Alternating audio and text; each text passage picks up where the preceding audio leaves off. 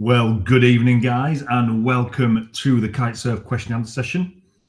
As always, same thing, same rules apply. Rules, not rules. Same things apply. If you've got a question, stick them in the chat under the video, down below, down there, or to the right sometimes, depending on where you're watching it, to the right, to the left, back to front here.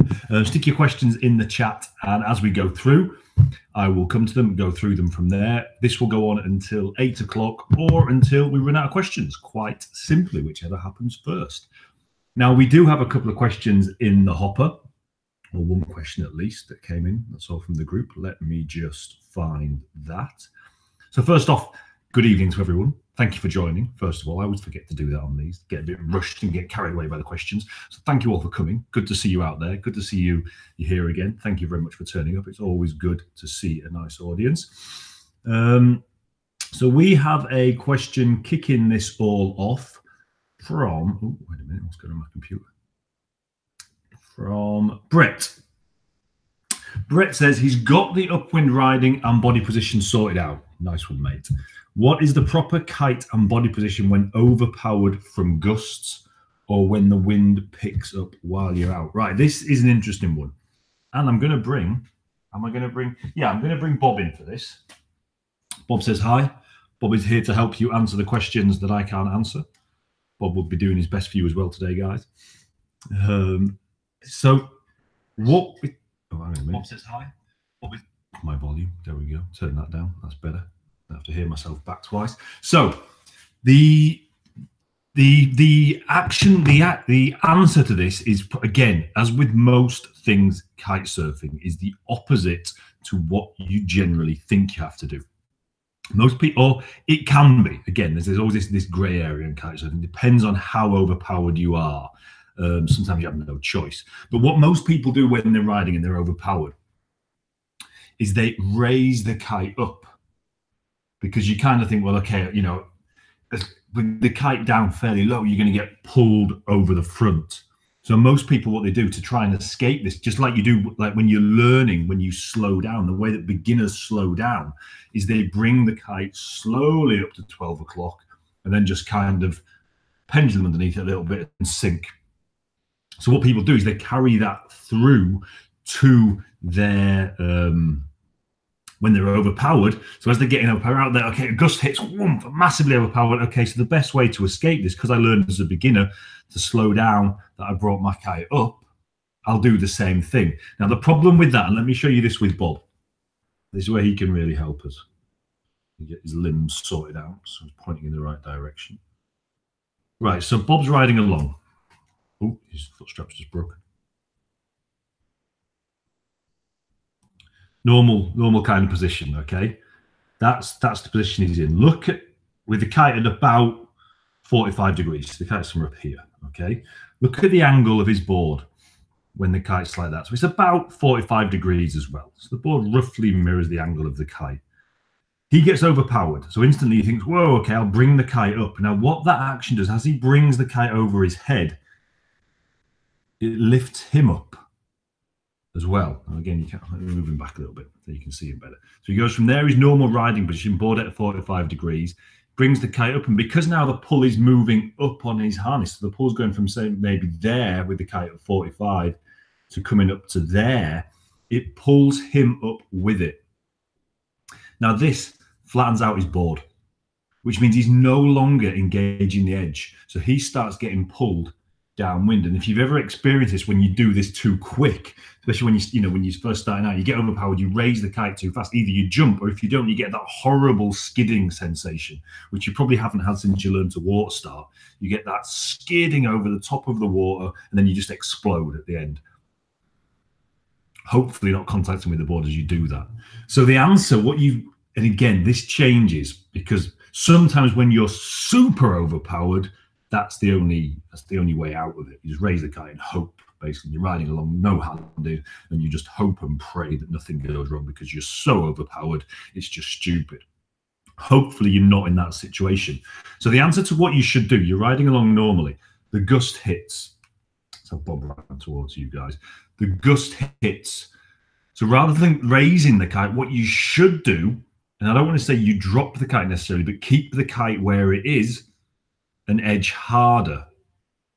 So you sink back. And again, I think we talked about this last week, but the problem here, the problem that most people think here is, well, as you lie back, you actually end up pulling the bar in.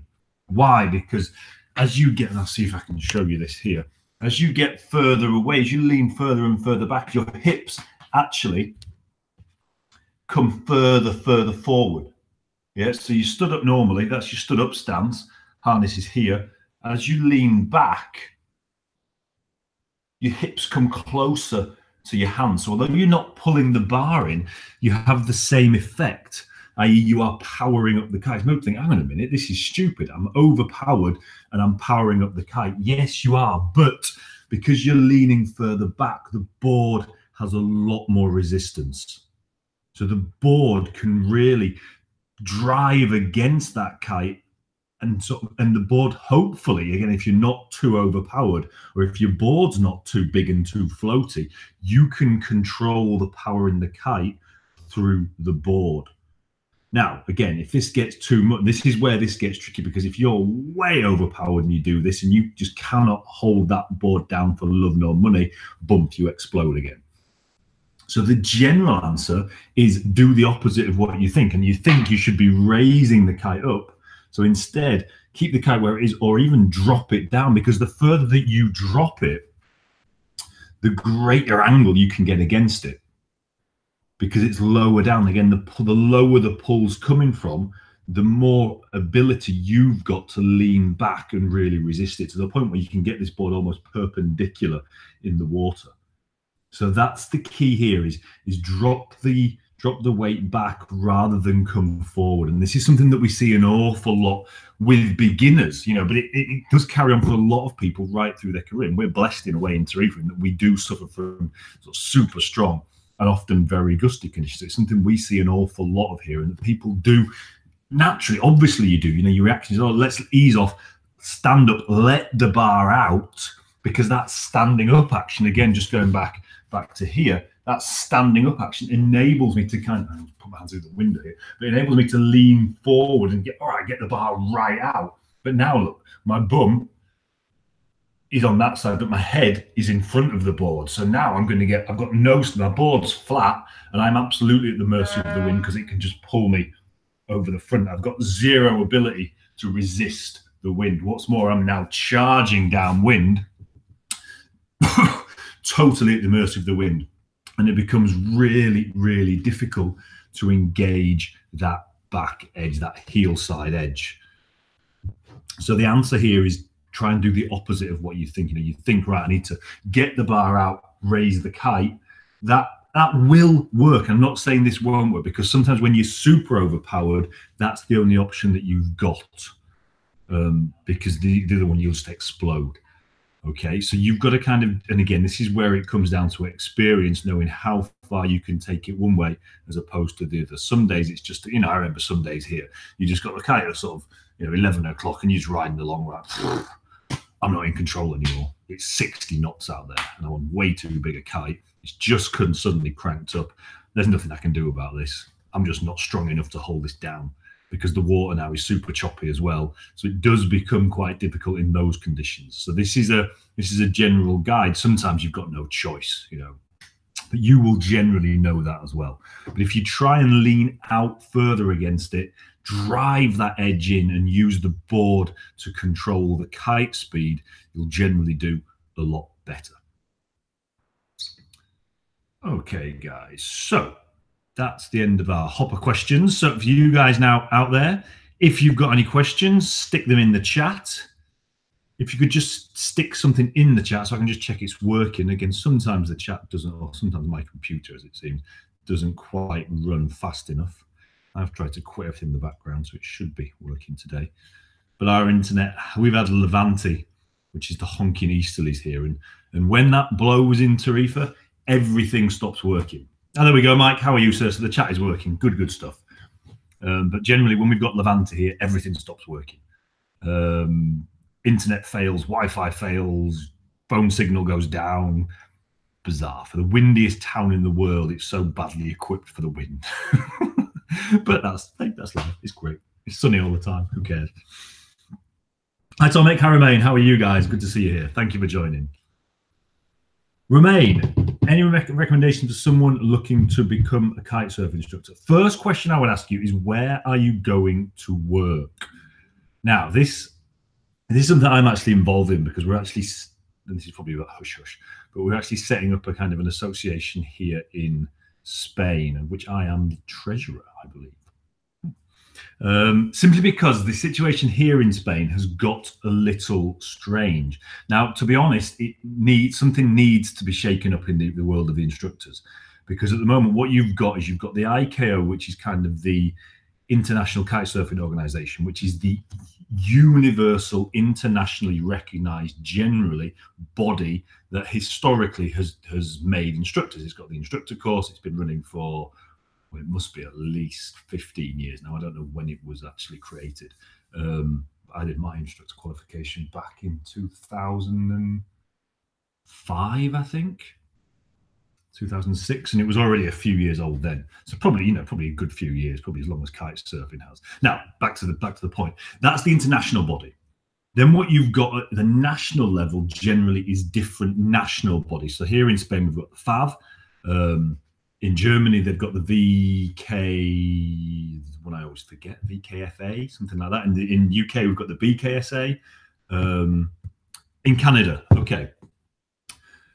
So what's happening now is there's this kind of, or what's happening in Spain anyway, and I assume this is going to happen in other places. What they basically realize is, look, I'll explain how it's happened in Tarifa and give you a bit of a background, and then kind of go into the whys and wherefores. What's basically happened is, in Tarifa, we've got hundreds of schools, hundreds, and 100 more pop up in the summer, and the pop-up schools, often illegal, sometimes not always, but often, just pop up for 3 months, aren't paying insurance, aren't necessarily contracting their staff, things like this. And there's been this huge hoo-ha between the legal schools and the non-legal schools as to the rights and who should be paying, because officially here the beach is King's Land. So the police find it very, very difficult to legislate for the beach. And obviously anything in kitesurfing is very, very difficult to enforce. I'm always reminded of the law they had in Belgium, where they said, right now it's illegal to kitesurf in anything over 33 knots. Well, great, but how on earth do you enforce that? Well, when I went out, it was 25 knots. I'm now 2 miles off the beach. Come and get me. So kitesurfing is very, very difficult to legislate for and actually enforce. So where am I going with this? So what they've basically said is that, look, we need to have some way of controlling the schools on the beach. We need to have some way of sort of working out who can teach, who can't. And the best way of doing that would be to have, you have to fulfill these requirements. The other way of doing it, like technical requirements, you need to have this much experience, you need to have instructors with contracts with these qualifications, registered with these national bodies. The other way of doing it, which I think is where it's going to go, is the schools have to pay, like in a ski resort. In Sierra Nevada, we have 3 ski schools and they have to pay. It's a license each year and they have to pay the council God knows how much to be a ski school, which is probably where it will go in kitesurfing eventually, because I can't see any other way of doing it. However, at the moment, what you've got looking for instructors is you have at the moment, and I assume this is going to go on for a few years until it is properly resolved, simply because the IKO have been very bad at stepping in and doing something about this. And I say that as an IKO fan and an IKO instructor. So what's happened here in Spain is we've got these two, the national body competing with the international body for who is the legal body. Now, officially here in Tarifa, for example, this year, the IKO was not valid. So you had to be FAV, which meant all the instructors had to re-qualify, retrain as a FAV instructor so they could teach. The problem then became that obviously no one enforced that over the course of the year, which is generally what happens. They generally pass a law, all the schools run around, spend a fortune trying to comply with the law, and it's not enforced. So there's a huge grey area at the moment as to which qualification you should go with. I would still suggest the IKO. To me, they're the best one, they're the most recognized, and they generally still work in most places. But if you're going to be in Canada, check that it's going to be recognized. Okay. Super, super important. That's the first thing. Check that your qualification is going to be recognized where you want to work, because a lot of kitesurf instructors as well, they want to work seasonal. I want to work in Canada in the summer in Canada, or the winter season in Canada. They want to go to South Africa, then I want to go to Tarifa, then I go to Egypt, then I want to go to Dakar. And generally kind of the less, I don't want to say less developed, but less mature kite surfing resorts will take ICO, because the council hasn't stepped in yet. But I think Tarifa is kind of the example where this is happening, simply because it's so busy here. So I expect whatever happens here to be kind of passed out as the model down the line. So expect whatever happens here to maybe run down that. So it's definitely worth checking that at the moment. ICAO is still the best bet. The other thing that people often think about with instructors is that you need to be a really good kite surfer. Whereas, when we were teaching, I would always insist that one of our instructors was literally just learned to ride that year. Why? Because it puts them so much closer to the level of the student. I've been teaching for how many years? 13, 15 years, whatever. And I'm so far removed, 15 years ago since I learned to kite surf. So I'm just so far removed from understanding what someone who is learning to water start is going through, that it's really difficult to empathize. Just do it. What's wrong with you? Just stop pulling the bar in. And obviously you don't say that, but there is a level of that, and you certainly see that in some of the really, really good, I'm not saying all of them, obviously, but in some of the guys who are really good at instructing, they've just lost that ability to empathize with the students, because they were there so long ago, and they just don't get why it's so hard. So don't feel like you've got to be an amazing kite surfer to be an instructor either. That's the kind of the two main things I would say. It's an awesome life. It's really, really good. But the other thing to kind of be aware of being a kitesurf instructor, and this is obviously what's happened to me in a big way, is that you will be teaching when the wind blows. You will not necessarily be riding, and especially if you're doing the seasonal thing where you're bouncing from resort to resort to resort, you've got to think that's the 3 months that the school has to make money. So they are going to, if they've got their clients, they're going to abuse you. So you may be doing 3 lessons a day. You may be doing three-hour lessons a day, which doesn't, and believe me, after you've been 9 hours on the beach, the last thing that you feel like doing is going and putting up a kite. So it's worth checking how much kiting time you will get in that place as well with the school before you go, because this is the big thing. People think, oh, I'm going to be a kitesurf instructor, I'll kite surf loads. As I say, I've been teaching for 13 years, and often you just don't get out. It could be months of not going out because I was just working all the time. Hence my current journey.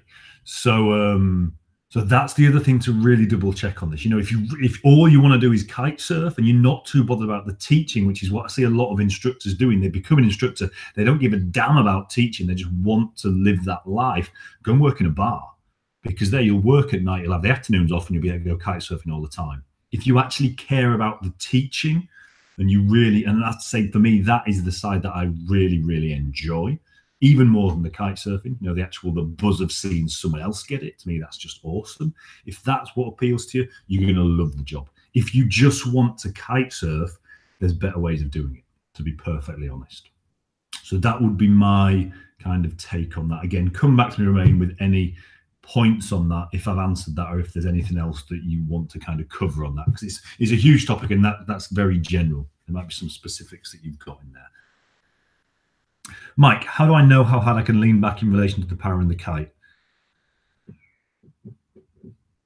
My main worry is just leaning back and just wiping out immediately.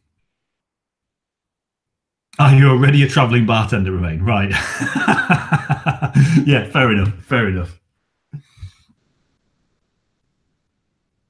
Mike, the answer to that, sorry, Mike, did I shout that down the mic? The answer to that is you don't. It's just experience. It really, really is. There's no way that I can kind of say you need to lean back, and there's no way it would make any sense to, for when you're on the water, to say you need to lean back at 35 degrees. How the hell does that translate to anything when you're doing on the water? It's feel. As with all things kitesurfing, this is where I have a real problem with technical, and I did when I was teaching, especially towards the latter stage of my teaching, is that the technical explanations do not generally, not for most, for some people they very much do, but for most people they just do not equate to, they don't translate to what you do in the water. What you do in the water is feel a lot more. You have to just understand, and it sounds cheesy, but kind of be at one with it, you know, and just know, I need to lean back a little bit more, or I can afford to lean back a little bit more because I've still got a bit of grip in this board. And that's kind of where I would suggest you want to be placing your concentration. Isn't on how far you're angling back, but how much more force you can drive through that board before you lose the edge. And that to me is the crucial sensation that you should be concentrating on as you're going through that process of how overpowered am I, how far upwind can I edge, you know, how much more force can I drive through this back heel before that board either skids or I stall. So concentrate on that, I would say, rather than necessarily the angle or whatever. Focus on, okay, on the feel, the feedback you're getting through your back heels. Okay, where is this board's sticking point? Where is this board's control point, and when am I going to lose it? Because that's what I focus on when I'm out there, and that's what everyone that I speak to focuses on when they're out there. It's not I'm at 60 degrees and the kite's down at 20 centimeters off the water. I'm not even conscious of that, really. It's just I can drop the kite a little bit and engage the edge a bit more because I'm focused on the edge rather than on the actual specifics of the technical angles and things like this. And this is why, you know, I really struggle with kind of all these golf swing analysis and things like this. And this is a huge thing in kind of coaching these days. This, you know, take a video and then analyze the, you know, draw the wireframe through the body and analyze the exact motion of the body. And I understand there's a place for that, but personally I've never ever found that of any use, because, you know, when you and I don't play golf, but I'll play very, very badly and very, very few times, but, you know, the limited experience I have is when you're swinging a golf swing, I've got no idea what this muscle here is generally doing in relation to this one, you know. So when someone's analyzing it to that level of degree, I just find it doesn't translate to the sport in general. I mean, golf is a great example of this, because to dive into golf in a big way, you know, you look at every single golf player, they all can hit the ball miles really, really well, but they all have very different swings. So it's quite obvious to me that there's no one perfect swing. It's that works for that person for various reasons. And feel, and again, I get a lot of this comes from the inner game of golf, the inner game of tennis, which for me are just the best coaching books I've ever read, because he just talks about forget it all. Just talk about feel. How does it feel for the individual? Because that's what is important, rather than the absolute technical parts of it. You know, we weren't taught to walk by reading a book. And this is kind of the argument he makes. You just went out there and did it over and over and over and over again and got feedback, physical feedback as you went to do it. And if you were, you know, if you had an instructor who sat you down and said, well, you need to move your leg at this angle and then project your foot forward at this angle, raise your toes, you know, heel or toe strike, whatever, we'd probably never learn to walk, because it's just so complicated. The whole thing is, how on earth would you ever get through it? Whereas just by going and doing it and feeling it, it's a lot more powerful. So I would say this is a long way of saying come back to the beginning, concentrate on the feeling in your heels and the feedback that you're getting through the board as to when that explosion point, so to speak, is what I would say. Can it be equated to edge control on snowboard? Yeah, absolutely. It's slightly different. Well, no, it's very different in a way. It's very similar in another way. Yes, of course it can, because it's the same thing. It's feel. It's absolute feel. The big difference here, obviously, is that kite surfing is a counterbalance sport much more than snowboarding, in that you know, the kite is providing the source of pull through you, which is the different thing. It's where the force is coming from, which is why board sports do equate, and, you know, they're very, very useful, and there's huge training potential there. But say, for example, you know, on-piste snowboarding is all front foot, and it's, you know, you don't ever move your head and shoulders. or you don't lead with your head and shoulders, whereas kite surfing is much more back foot and you're leading with your head and shoulders. So it does equate, but that you've got to remember always the point of pull is different, and that makes a huge difference. So yeah, but edge control absolutely is very, very similar on, you know, edge control is edge control, whether you're wakeboarding, kite surfing, whatever.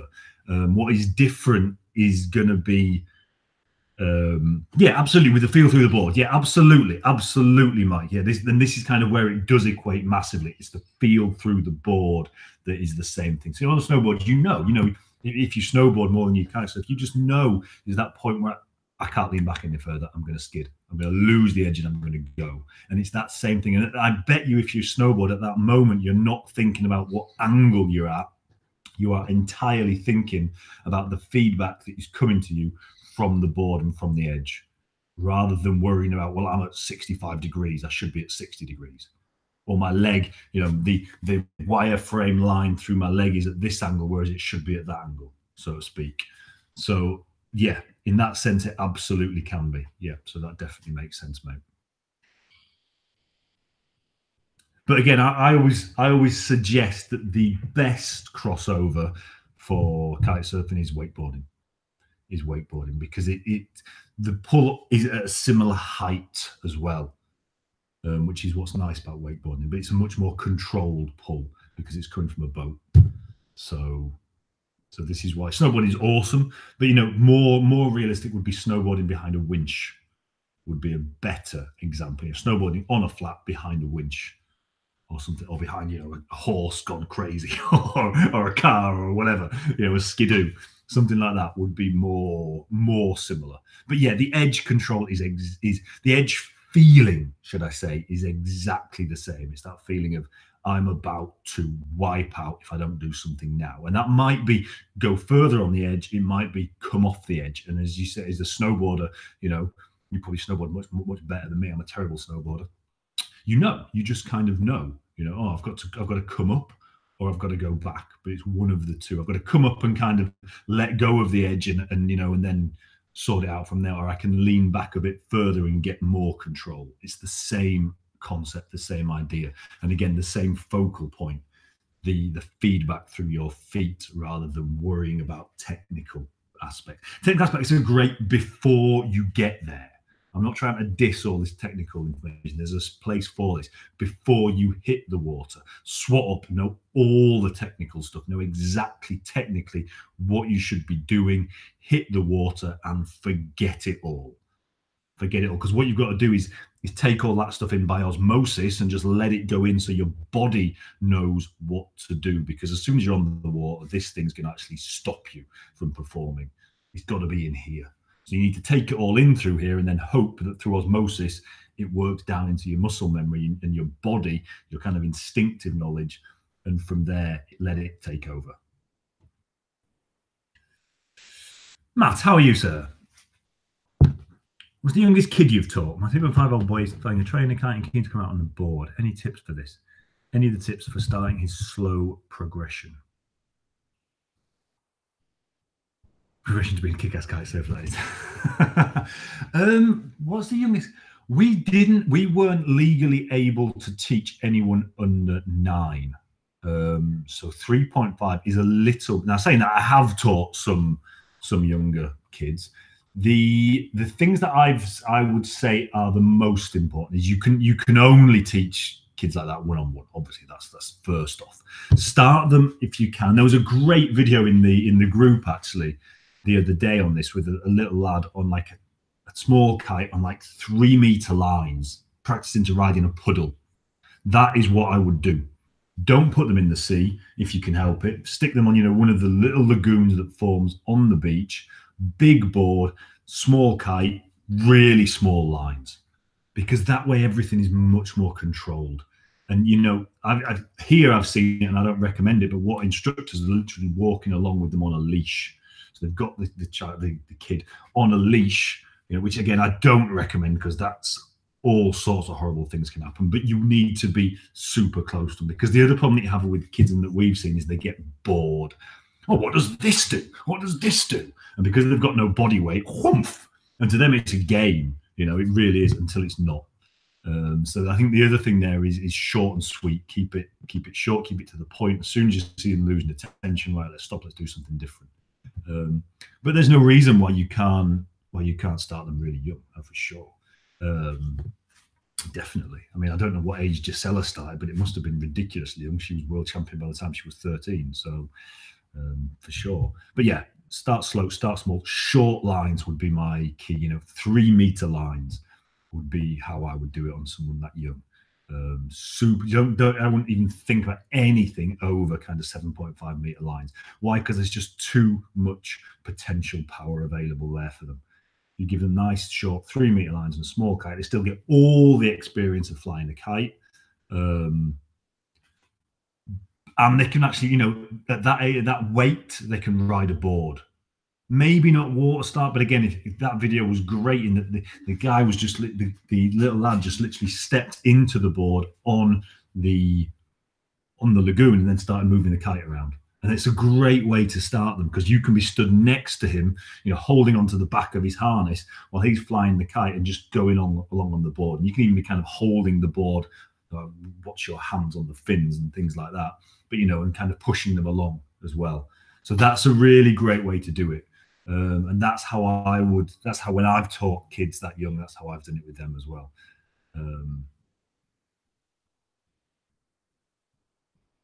So yes, short, and again, I keep coming back to this: short lines, short lines, short lines, as short as you can possibly go would be my key, because it makes your life so much easier. Because the biggest thing for me about teaching kids is the stress that you have. Tips for riding on a board, tips for riding on my board for your lad is that I would just get the footstraps narrow, get the footstraps as narrow as you can. He's going to struggle with the size of the footstraps, obviously. So it's going to be a little bit like teaching them on the bike. You've got to kind of hold them in, so to speak. So it's going to be very artificial to start with because you're basically going to be almost walking them along, so to speak. But there's no problem with doing it with your board, none at all. Footstraps nice and narrow so they can actually get their feet there. Straps as tight as you can, but the straps aren't going to be... Yeah, you flying to start with, absolutely, yeah. And then as they get a feel for it, you move on, and then eventually there's no harm. If you've got really short lines, they can do it. You'll be amazed how quickly a 3-year-old, 3.5-year-old, a 3-year-old learns to ride because they're so small. Their center of gravity is so low. They can ride so quickly, because their center of gravity is so low. So they'll pick up the board skills in an amazingly short space of time. You'll be amazed at that. But also, again, get them on a skateboard, things like that. Get them on doing stuff when they're not, before they get to the water, that will really help. And the skateboard is a great one for a kid because they love it as well. And it's really easy for you to, walk along with them and teach them to skateboard.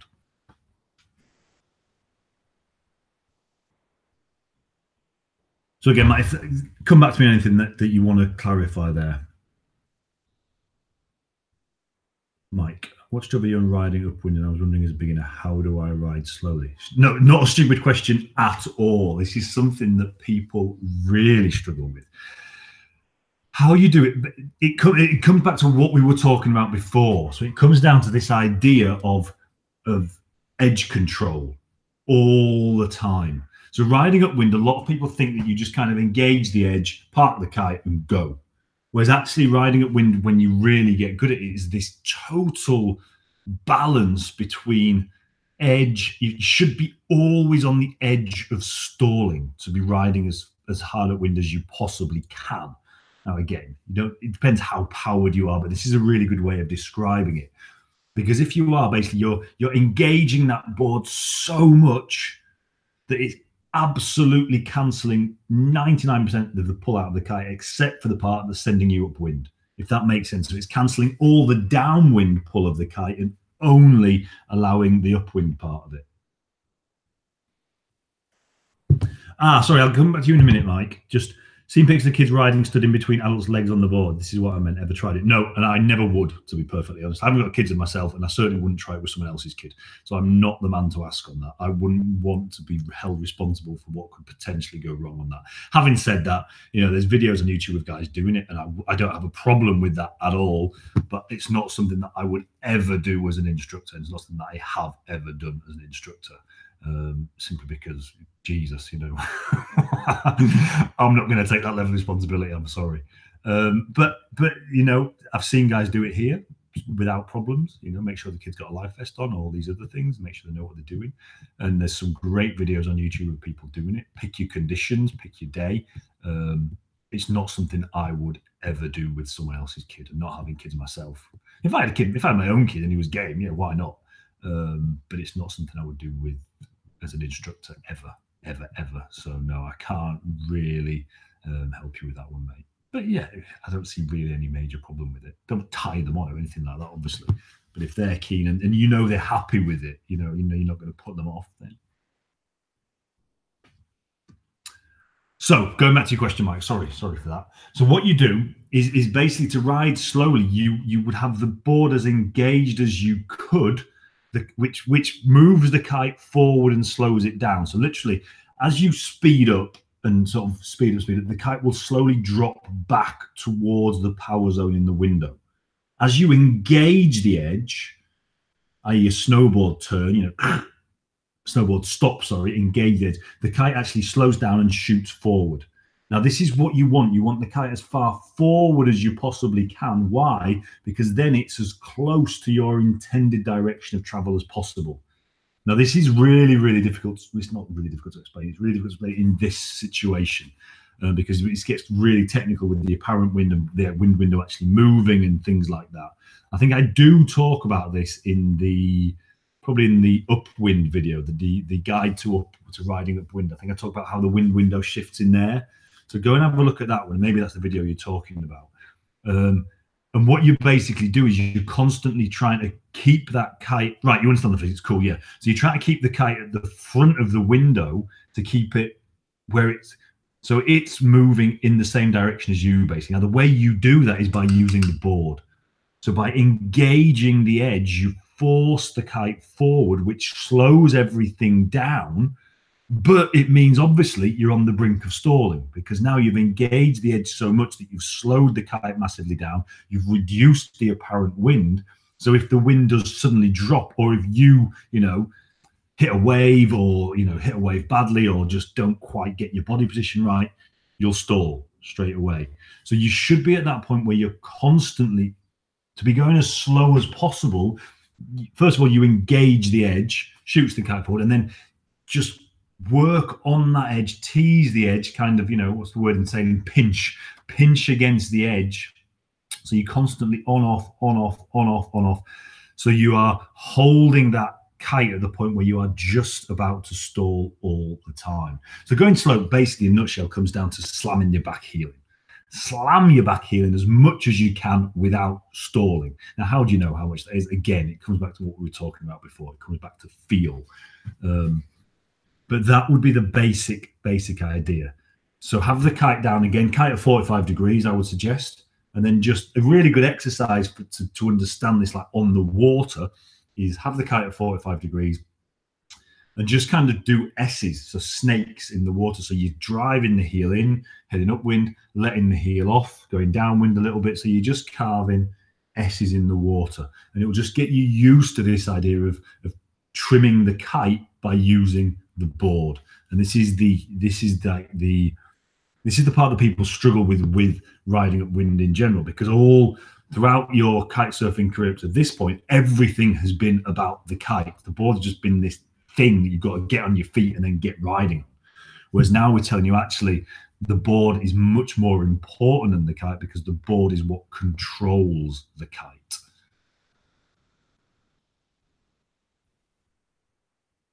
Yeah, absolutely. Yeah. You control bar to keep the kite at the right angle. So again, the control bar becomes less important, because ideally at this point, again, in a perfect world, you'll just be parking and riding. So, you know, you have the kite there. You could even do this one-handed, ideally. So that ideally you'd have one hand on, so that you're not able to move the kite too much. But again, that depends on how much the wind's gusting. On a perfect, consistent day, you'd be one hand, so you can really open. Again, that's just so rather than two hands where your shoulders closed, you'd have one hand on, so you can really open this shoulder up, which means that you get even more weight on your back heel. The kite doesn't need to move, hopefully, because the wind's nice and consistent, and you can just concentrate on the board. But yeah, most days it's two hands, and you are tweaking the kite position to get power, lose power, because you're maybe not controlling the board 100%, or because the wind's simply gusting. So I hope that sort of answers that question for you, mate. But again, feel free to come back with any comments in the chat.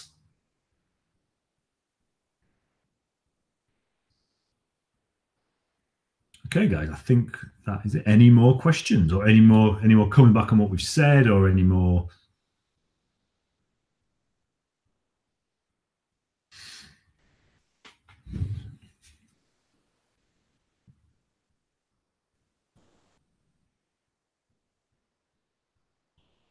Yeah, I wouldn't say it's even balls, mate. It's more that you actually need the conditions a little bit.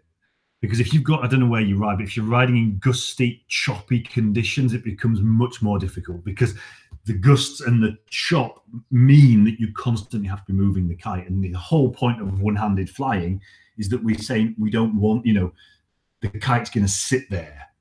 It's funny, it's like if you go wakeboarding or something like that, if you're trying a trick, often the easiest hack, and I don't like the use of the word hack that often, the easiest way to land the trick, especially if you're like going up a kicker or a slider or something like that, is do it one-handed, because it opens up your body and it stops you from doing too much with the bar. And it's the same in kiting. Actually, if you can get rid of one hand often, especially in trick where you're not trying to, only in trick when you're not trying to move the kite, it makes it easier. Because the biggest problem we have, let's say you learn to back roll, is that you go into a back roll, and as you take off, you do this. And it means the kite loops. Whereas if you've got one hand on it and you go and back roll, you can't do it. The kite will sit there because you've got very little ability to actually move the kite. So actually one-handed is often easier than anything else. So I wouldn't say it's about, it's more about the conditions yet. But choppy, gusty winds can kind of affect things from there. How is foil? To be honest, I haven't been out, Romain. Since I've been back here, we have had absolutely honking Levante pretty much every single day that I've been able to get on the water. So I've got my foil out, it's ready to go, but I'm not taking it out in 50 knots. So I'm waiting for a nice, calm day to get it done. Yeah, I need to do that video, don't I? Yes. I will do that video on shortening lines. I will. Probably won't be this week because I'm away for the rest of the week. In fact, let me write it down now on I think I did this last week and totally forgot to write it. I'll write it down now on my to-do list.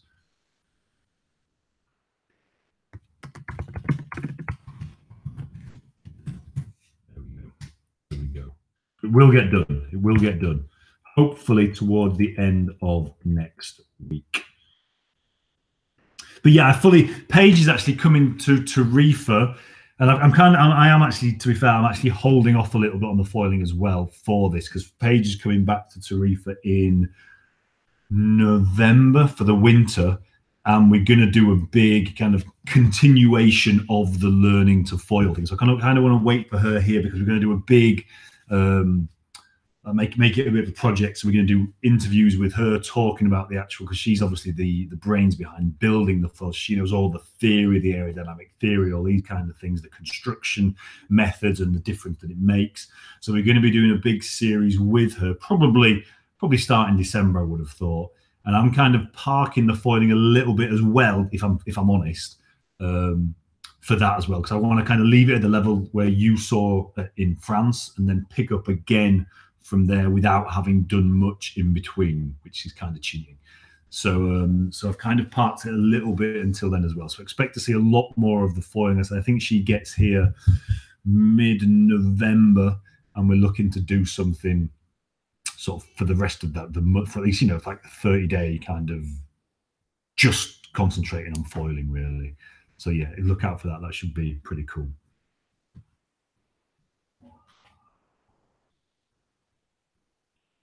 Dave, how are you, sir? Just starting to jump. My question is, when I start to go up, should I be pulling my left hand down to bring the kite down? It depends how. If you're just starting to jump, then probably the advice, like the pro advice, is when you're just about hitting the zenith. If you're not going to heli loop it, then you start redirecting the kite. Heli loop it is where you loop it above your head to kind of bring you down nice and soft. But basically, what you want to be doing is redirecting it so that by the time you hit the water, it's down at least, I would say, 45 degrees. Why? So that it's pulling you out, and that rather than landing like a sack of potatoes, you kind of glide in. Now, when you first start jumping, I mean, I'm sure you're doing, like, in your head anyway, in our heads, we all do this, 5 meter jumps, but they're probably more realistically if you are just starting out, a couple of meters. Okay. So you generally don't have the time to redirect it when you're at the zenith. So what I would say is redirect it almost as soon as you leave the water to get the landing right. And as you get higher and higher and higher, once you've got the idea of how to redirect it, it will just become natural as to when you want to do it. And you won't get it right all the time. As I say, jumping is an art because it's all about timing. But yeah, what you want is that it's coming down low and pulling you down and out of the jump so that you glide off, protects your knees, and it just means that you don't just land and kind of crash and sink. You actually glide out of it.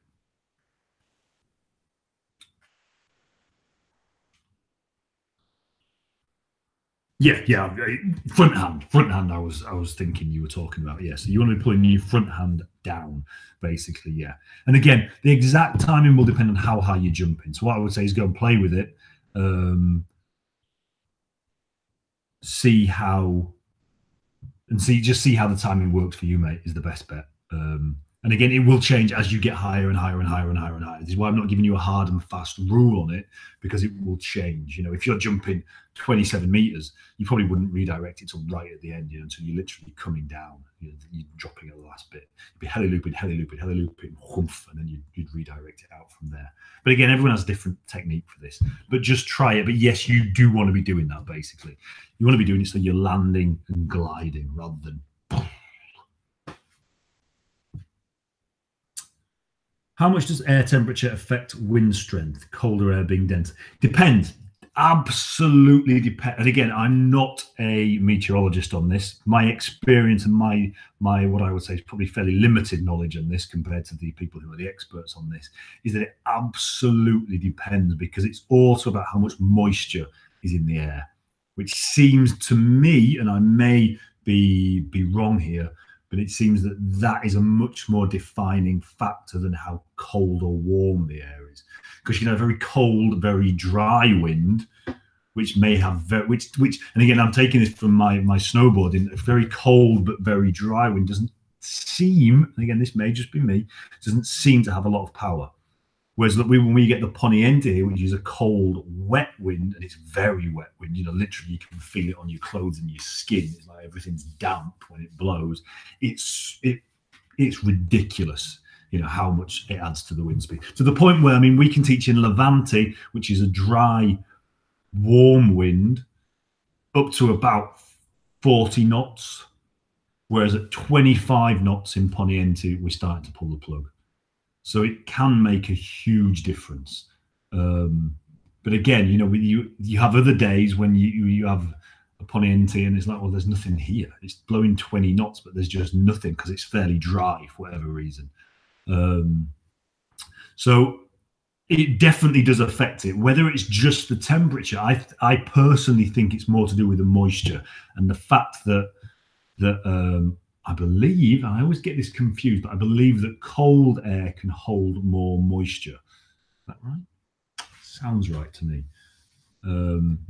So that cold air can, by its nature, be much denser than warm air.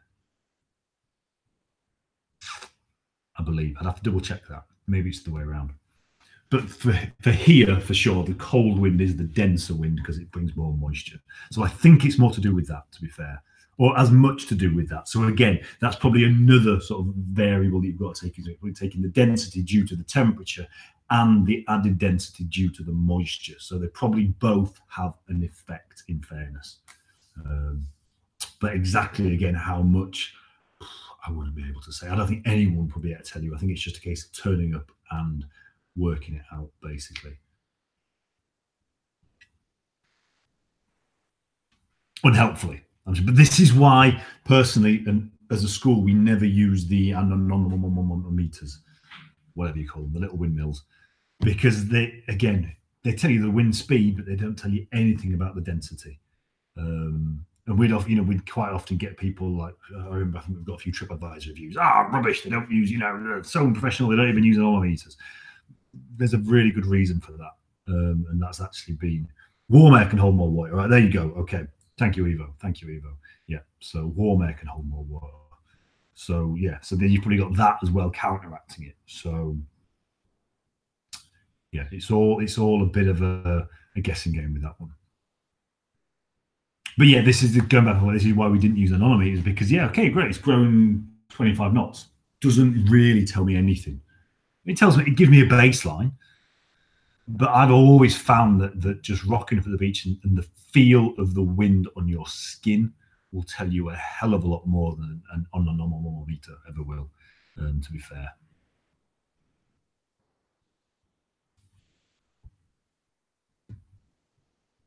So yes, this is why I get confused, because our warm wind here is very dry because it blows off the land, whereas our cold wind here is very wet. So I imagine this is why this monsoon wind is probably going to be mega strong, because it's going to be warm and full of water. Again, I would like to know. I don't know enough about that to be the definitive guide.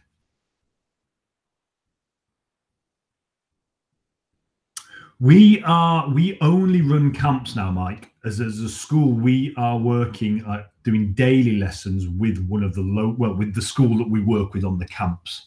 So they are maybe open Christmas. We were talking about this with them the other day.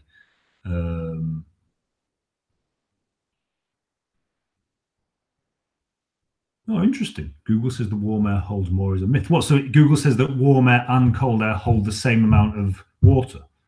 Interesting. So we don't do, like, Tantrum doesn't do daily lessons anymore. We do the camps, which we've got one in a couple of weeks. Very much looking forward to that. And you guys who are coming on it, awesome to see you there. But we don't do day lessons. So we ourselves will not be running lessons over Christmas. We work with the school that we do the camps with, which are a very, very good school here in Tarifa. And they might be doing lessons. They'll certainly be doing over the New Year. I think they were talking about maybe all going home and having Christmas with their families. So maybe not. But again, if you're interested in that, send me an email, mate, and I will double check it again. I'm going to go and speak to him tomorrow, so I can double check it for you, what they're doing. But if we're not, then someone definitely will. There'll be people in Tarifa giving lessons. And to be fair, generally, touch wood, Christmas is an awesome time to be here. It's a really good time. It's a lot of fun. It's busy enough that it's vibrant, because obviously you've got the Christmas holidays and everything going on. The weather is generally still amazing. I mean, my mum comes out most Christmases and she's swimming in the sea in a bikini. She's a bit mad like that, but it's not cold. I mean, literally, it never really gets cold here. It's kind of 18, 20 degrees. I think the coldest I've ever seen it during the day here is about 16. So it's perfect. It's perfect for what we want to do. The only downside I would say to the winter here is that you can get rain. It can happen. Not very often, but there is a chance of rain here. Which isn't necessarily a bad thing, because it does often mean the lagoon fills up the entire beach. So we've then got a super lagoon, which you can actually legally kite surf on, which is awesome.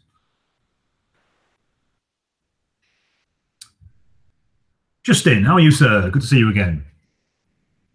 Safety first, guy. I like to be prepared. I was wondering what you should do when you are out and all of a sudden the wind turns offshore, or if the wind picks up significantly overpowered. Yeah.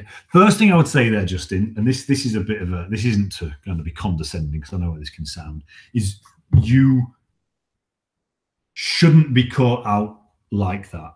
ideally, it can happen and it's a freak, obviously, but double check the forecast always before you go. I mean, that's the basic one. I don't want you to teach to suck eggs. I'm sure you're doing that anyway. If the wind does suddenly turn offshore, I mean, the obvious thing is you then have, and this is something that should be in your mind really every time you go kite surfing, is you should never be out further than you're prepared to swim against the wind. Now, how far is that? You've got to decide for yourself. But the problem comes is that realistically, that's not very far at all. Someone who's done this, i.e. me, idiot that I am, you get knackered so quickly swimming against the wind with a kite dragging behind you. So my first thing would always be like, try and get back. Try and get back under power of the kite would be the first thing.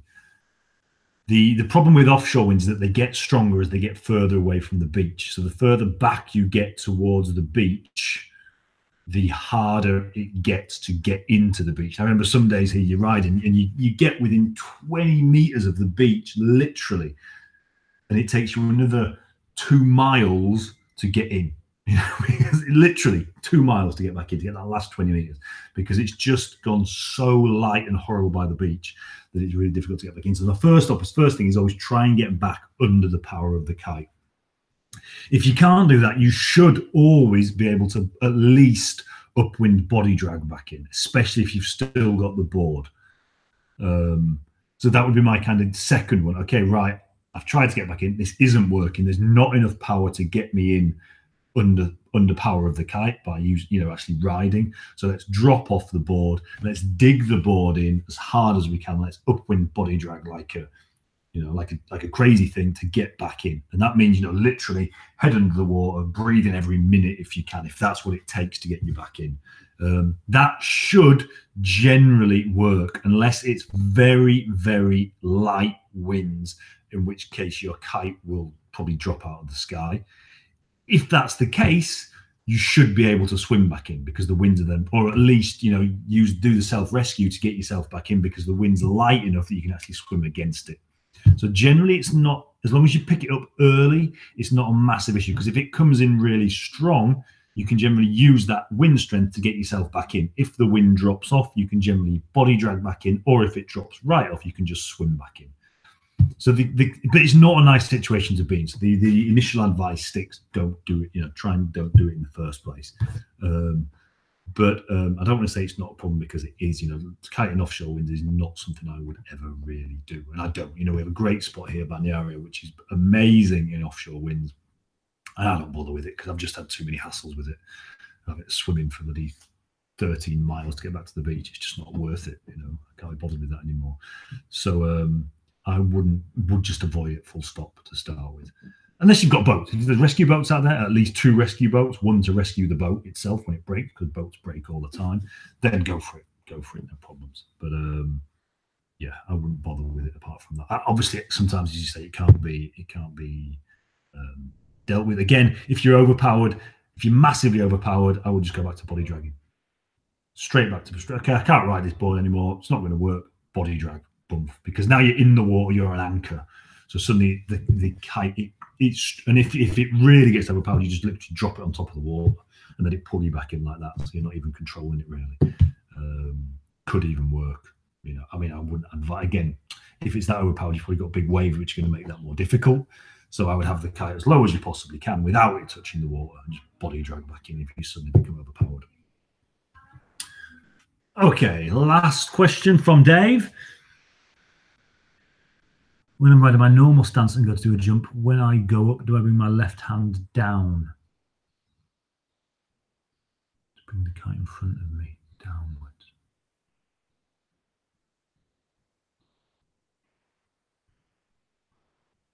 So what you do, so you jump, boom. So you pull your back hand to jump.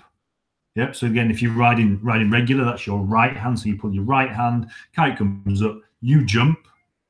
Okay. You're reaching a point where I'm now ready to redirect the kite. You pull down with your left hand, and that redirects the kite down that way and pulls you out. So yeah, you pull down with your And I like sort of front and backhand rather than left and right because, you know, it changes. If you're riding goofy, it's obviously going to be the other way around. Hello, Pumatan. How are you? How are you?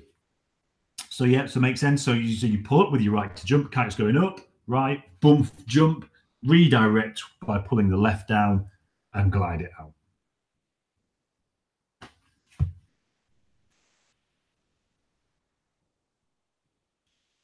Okay, guys, well, that is 8 o'clock. So thank you very much for all your questions today. Awesome session there. Thank you very much. I will catch you next week at the Thursday. It will be next week, and we're back to normal time. It's just not tomorrow because I'm flying. I'm in the air at this time. I managed to clash my flights. So be back on Thursday next week at the usual time with the usual question sessions. Thank you very much for turning up again, guys.